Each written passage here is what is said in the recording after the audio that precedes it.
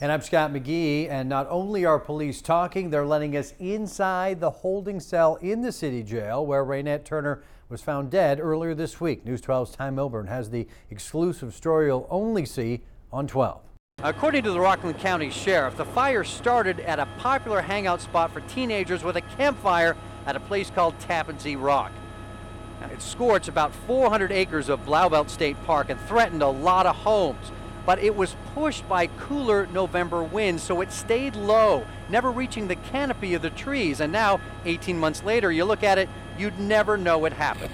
And folks, we've got some breaking news coming into News 12 right now. A shooting in Mount Vernon involving the NYPD. We want to get right to News 12's Stefan Kim on Tecumseh Avenue with more on what happened. Stefan, what's going on out there? I went to Valhalla High School last night at around 7 o'clock, about 20 minutes after this accident. I was there for my kids' basketball practice. I noticed people huddling out front the school. They were clearly dazed, confused. I grabbed my cell phone camera, started rolling, and started asking questions. Now, it's at that point I realized these people had walked almost a mile from here through the cold and the snow to get away from that horrific scene. You're watching News 12. I'm Scott McGee, and the latest now on the prison break. Convicted killer and prison escapee David Sweat. He's not going to be going back to the upstate prison where he broke free. No, instead he could be coming to Sing Sing prison in Ossining. And I'm Scott McGee, and that stunt pilot was practicing for an air show this weekend when, as you can see from Chopper 12, something went horribly wrong. News 12's financial correspondent Bob Plunkett joins us via Skype. And Bob, I guess we could look at this two ways. It's a bad day, but it was down 1,000 points. Now it's back up to just down 350. Jackson Pollock, Vincent van Gogh, Pablo Picasso, Bodie the Goat. If you think one of those names doesn't belong on that list of famous painters, well, you would be wrong. Because Bodie lives in Albuquerque Botanical Garden in New Mexico, and it turns out he has a passion for painting.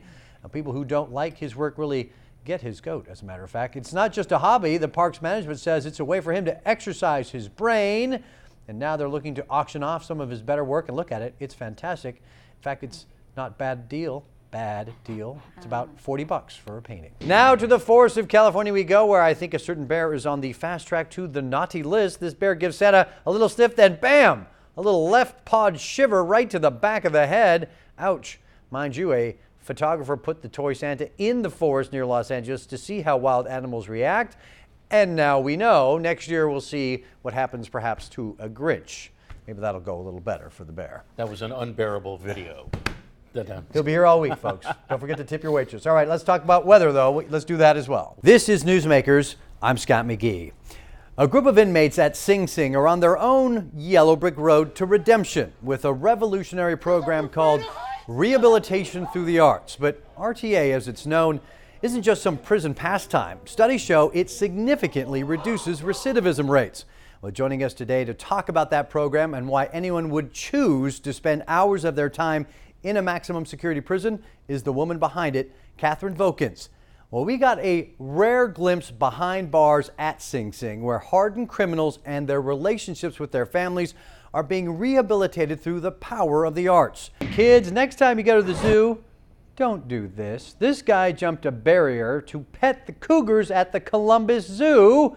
Not only did he record his dangerous stunt, but he posted it to YouTube. The zoo pressed charges, and now this daredevil dummy will be behind barriers of his own for a while, where hopefully no one will try to pet him. Well, it would be bad enough to know someone broke into your house, but an Oregon man found a way to take the creep factor to a whole new level.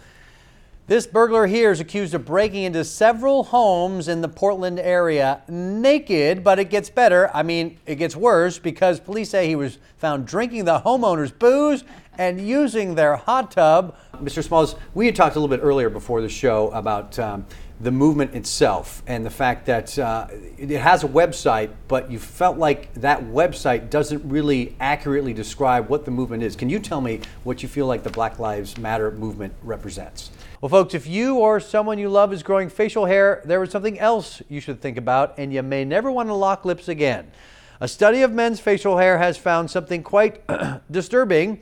It turns out some beards are as dirty as a toilet. Taking samples of numerous beards found, some of them had the kind of bacteria found in, yeah, you know what I'm talking about, human waste. It's not enough to make you sick, but scientists recommend men with facial hair scrub those beards and wash those hands. Well, we're enjoying some lovely weather, but people across the Caribbean and South Florida keeping a very close eye on Tropical Storm Erica as that powerful storm churns across the Atlantic. Now, if it does follow its current track, Erica expected to make landfall as early as Sunday. Look at those pictures of the rain and wind coming down. Unfortunately, that storm has already claimed 12 lives. Meteorologist Joe Rayo in the Weather Center tonight with the hyper-local forecast. And Joe, could this even affect us down the road? It is hard to believe 10 years have gone by since Hurricane Katrina hit. Now, many of us will never forget seeing these pictures. It came out of the Gulf Coast. Well, News 12's Ty Milburn spoke to a Port Chester woman who didn't just see those images, she lived them, and the devastation as well. Did you ever want to hit the open road with your siblings when you were a kid? Maybe explore the world around you?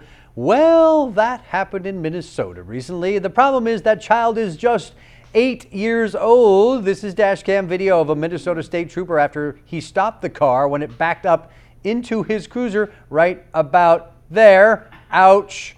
The 8-year-old driver decided to take his foster siblings for a drive for about 20 miles or so, still in their pajamas.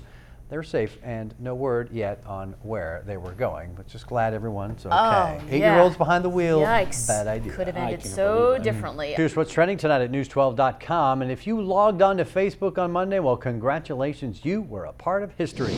Today, Facebook CEO Mark Zuckerberg posted on his personal page that 1 billion, yes, with a B, logged on to the social network on Monday. That means 1 in 7 people on the entire planet checked their news feed that day. Well, a New Mexico sheriff's deputy wasn't watching fireworks this past holiday weekend. He was more focused on a full moon. Okay, get back over here. Let's get on the grass, okay? Yes, his encounter with a naked man was captured on the deputy's body camera. The deputy found Jesus Tarango on the side of the road claiming he had been poisoned. Well, then the deputy's day just got better when he was assaulted, and Tarango ends up stealing the vehicle and driving himself to the hospital, as you see right there, where they did catch up to him, and he was later arrested. In other news, Austin police are still trying to identify the man found stabbed to death earlier this week, and they need help finding the killer.